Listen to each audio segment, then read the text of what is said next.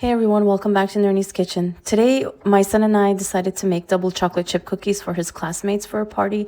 And of course, we wanted to share the experience with you. To start, add 1 cup of butter, 1 cup of brown sugar, and 2/3 cups of granulated sugar in a mixing bowl. Cream everything together for about 3 minutes until the mixture becomes light and fluffy. Next, add 2 eggs and 4 teaspoons of vanilla extract, and then mix again until everything is combined.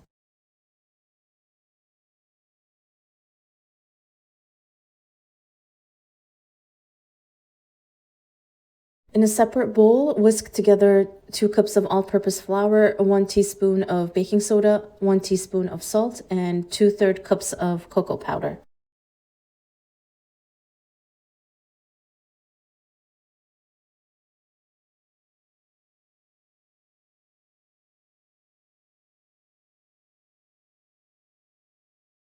Slowly add the dry ingredients into the butter mixture and stir just until combined.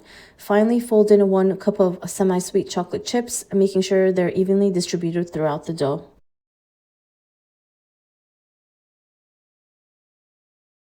I let the dough rest for 10 to 15 minutes in the fridge, but you can certainly not wait. Once your dough is ready, scoop small portions and roll them into little balls. Place them on a lined baking sheet and bake at 375 for about 10 minutes. Let the cookies rest for 10 minutes after baking. This helps them set while staying soft and chewy inside. Then they're ready to enjoy.